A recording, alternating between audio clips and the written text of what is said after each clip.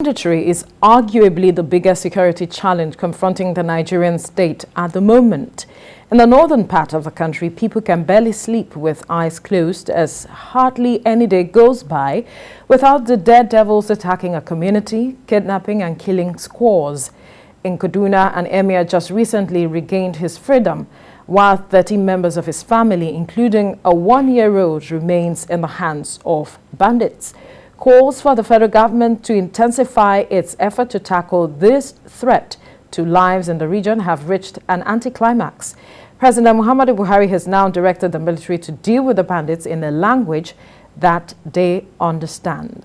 Joining me now for more on this is security consultant Darlington Umoru. Good morning. Thank you for joining us on TVC News. Good morning, Veronica. Let me begin with some statistics that is mind-boggling, which I saw this morning and also read on the papers. This morning, according to reports, it says in this year alone, the past 6 months, about 10 billion naira has been paid for ransom and over 2,000 persons kidnapped. That's according to reports and reported cases.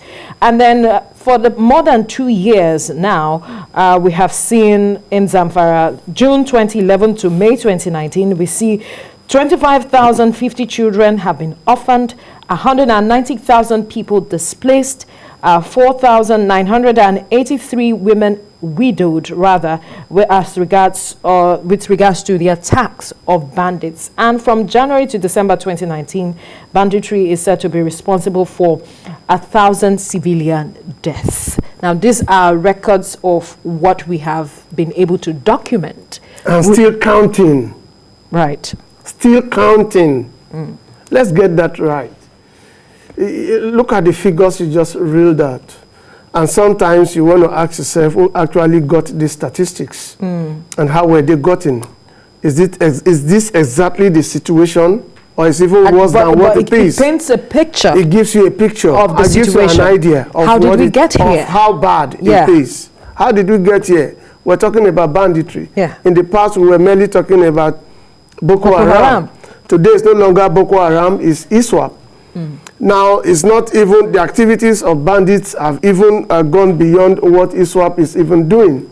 And now, bandits have their modus operandi, you know, the way they operate, as against what we found in Boko Haram or ISWAP. Now, bandits are just there trying to do what they can to criminally to raise money for themselves. But what do they do with all of this money? Right. That's a question that nobody has been able to answer. It's becoming alarming, particularly in Kaduna State that you just mentioned. The activities of crisis in Kaduna State didn't just start today. If you look at it, it started way back a long time ago. But the level, at the magnitude at which the thing has taken now is becoming alarming. And I do not know what the state governor is still doing, sitting down there. If you ask me, I think I would have advised the federal government at this point in time to declare a state of emergency on Kaduna State. Because its kidnapping activities in Kaduna State has become one too many. Aside from those who survive, who come back, those who don't come back, you just read a figure of those who have died. Women have become widowed. Children have become orphans as a result of it. Now the thing has deteriorated. You can even kidnap a 1-year-old child. For what reason? For goodness sake. The target was schools at a point in time. Now they moved to an emir's palace at about 2:30 in the morning and took him away. Only for us to hear now that at the time they were releasing the man, they released the emir with apologies. But then still kept his family members. Who is fooling who? They are not telling us the truth. Who is not telling us the truth? All of them, those who released that report, are not telling us the truth. The bandits didn't go to the press to say it. Who said it? Did the bandits call the pressmen to address them that we actually felt sorry? We didn't. Would you say you didn't know it was an emir? When you went to his palace, he was not picked on the road. He was not driving when he was picked. Right. You went to a palace and targeted an emir, picked him. And then you are coming back to say that you are telling us that they apologize releasing you. What about your family members? 13 of them. Where are they? And still demanding. If they did apologize, apparently they would have released everybody that was taken for that mission. Is somebody telling us the truth? Is somebody not wanting to really confirm that ransom was paid before the man was released? Who is fooling who? Until we begin to tell ourselves the truth in this country, we'll get nowhere. Security is not what you play politics with. Veronica, I kept echoing this on every day. So you think that all the cases we have been seeing, there's politics, an undertone of politics in it? Beyond politics, we are really not ready to arrest the situation. Why? Why shouldn't? Why I wouldn't know, because those who are involved, I don't want to begin to sound like a broken record, Veronica. But we have to keep saying this. I don't want to begin to sound like a broken record. You and I are aware. If you want to look at it and x-ray it properly, if you want to look at the movement of small arms and light weapons, right? You want to say these persons who are in the forest, who do these kidnapping businesses, how do they access the weapons they use? How do they access the ammunitions they use? How do they get intel? How do they know when to strike? Somebody must definitely, from the facts we have gathered from some of them in the past, some persons are behind them who are like their sponsors.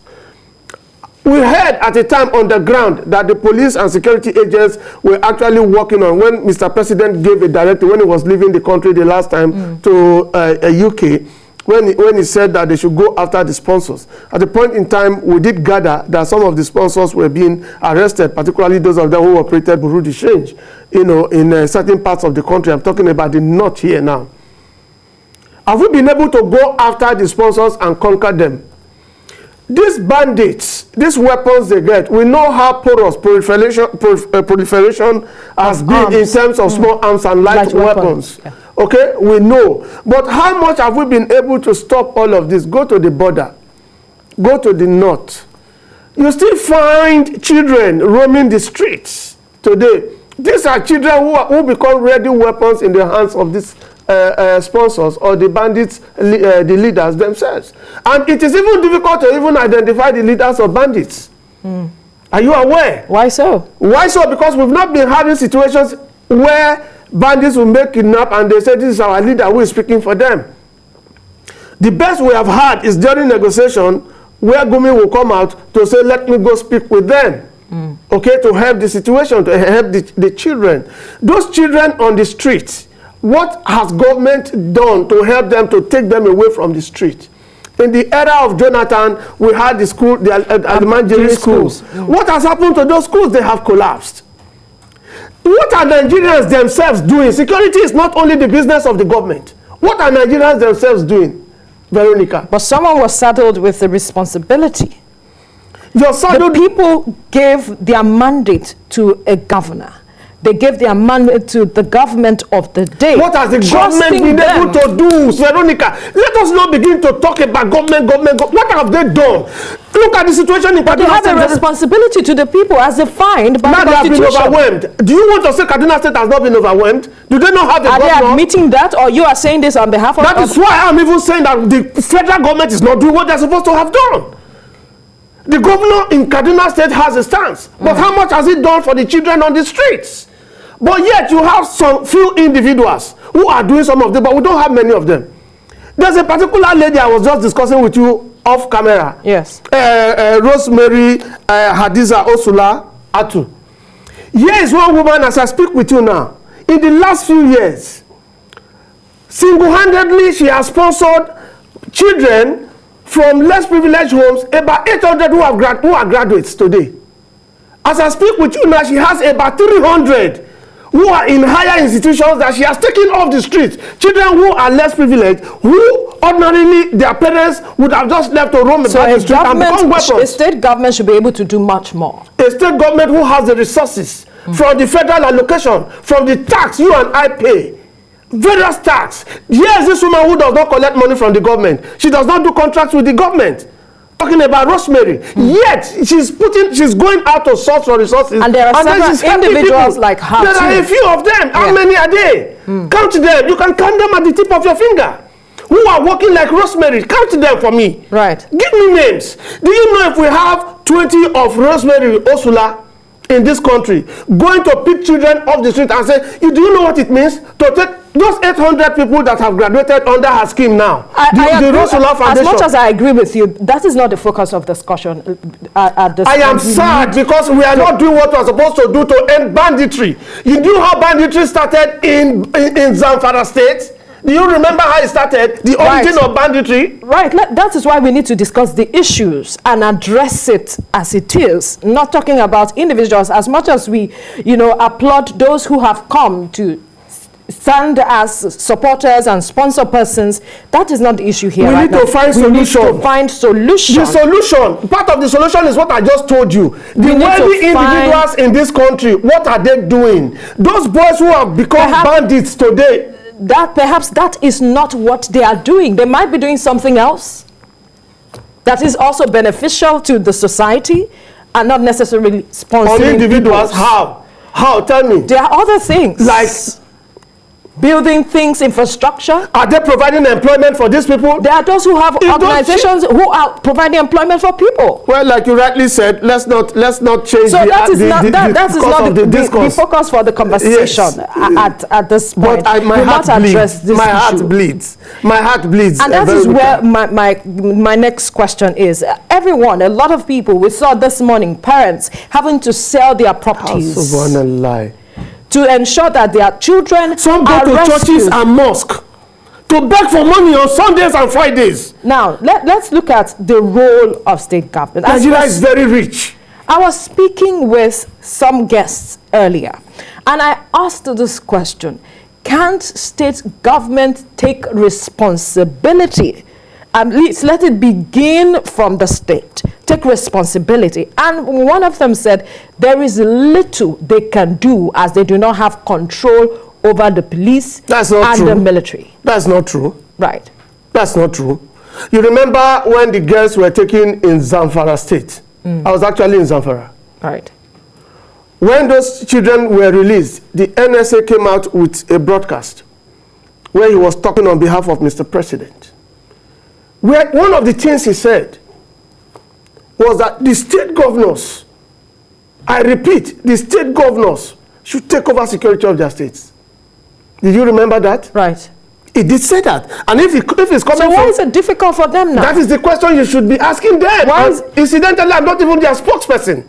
Beyond that, you know how much? Do then? Beyond that, Veronica, do you know that every governor in this country collects every month security votes? Do you know to the tune of how much? Where's the money going into? Who is asking them? Who is asking them to account for it? Anybody? Who is asking them to? It's money that is not accountable for. Nobody asks questions about how security votes are accounted for. And some of them earn as much as 500 million. So what can they do? You being the expert. Divert those funds into taking out those boys who are ready tools in the hands of these people away from the street. First, you have people now. We have not had situation. We know we had an experience in Niger State where bandits reportedly were going from house to house distributing money, 20,000. Do you know in some states bandits collect tax from farmers? Before you sow, you pay. When you want to harvest, you pay. In Nigeria, in the north. Do you remember a case recently, a report last week, precisely in Borno State, where ISWAP appointed governor. But the governor has refuted that. He has to refute it. He said there's nothing like that. He has to refute it. What were you expecting? That you have two governors in Borno State? Were you expecting him to go? He went to visit Mr. President and say, Your Excellency, sir, it is true that ISWAP has another governor. We are sharing the state. Is it possible? It is absolutely not possible. It is not about the more you look, the less you see. How much have these governors done to control security in their state to the extent? You said governors, what we keep hearing, they don't have power because of the exclusivity of the powers of the federal government. They do not have power, they do not have control over security apparatus, including the military. But yet, they work together. As the federal government instructed the security agents not to work with the governors of the states where they operate, have we heard that? As the constitution limited them to that, because of misuse and misfire, there has to be limitations and it has to be defined. You remember the case of the NSAS? Right. When the soldiers went to toll gate, the soldiers came up with a report to say they were directed and a governor appealed to them to go to that place. The governor denied initially until the generals came out to say, you called me. So when the point is simple, Veronica, let us stop politicizing security in this country. Let us face it.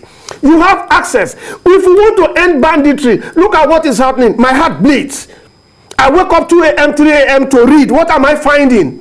A new set of persons have been kidnapped by bandits. A new set of persons have been killed by ISWAP. Boko Haram is no longer there because ISWAP has taken over Boko Haram. And don't forget that the leader of ISWAP now is Yusuf's son. That boy whom ISIS directed that should take over ISWAP is the son of Yusuf. Right. So what are we talking about? There are measures. It is not enough for us to begin to sound like broken records. That was how I was talking about certain persons. We need them. We need the government to also toe that line. How do you get security achieved? Security must be the business of everybody. Absolutely. And that is what brings me to the next point, where some persons believe that the government must start by building trust with local communities. I wonder if that is something you also agree with, and if we have to do that, how should government go about it? I'll tell you what they mean by building trust. Now, I say security, like I've always told you, is the business of everybody. Yeah. Now, that trust has to come with giving out information in the process of gathering intel. I kept telling you that security agents are no spirits. They are human beings like us. And then in the course of intel, I have often defined intel here severally. It's information gathered plus analysis. Okay, when we're talking about trust now, there are persons who are ready to give away information concerning the movement of these persons. But would they be protected at the end of the day, considering the implication of what they are doing? If those persons eventually discovered, I'll give you an instance. Quickly, because we need to wrap. You remember those men, about 70-something persons who were slaughtered on their farm in Borno? It was said, the Boko Haram people said that those were people who gave away information about them, and then don't forget that that period, the military slaughtered a lot of Boko Haram persons. And then what happened at the end of it? It meant that somebody actually had also told them that this person gave information. That is the trust. And who gave out that information? Apparently those who received the information. We have to leave the conversation here now. So much has been said. Thank you so much, security consultant Darlington Umoru, for your time on the program. My pleasure. All right, let's tell you that the views and reactions of all our guests are theirs and have no connection with TVC News.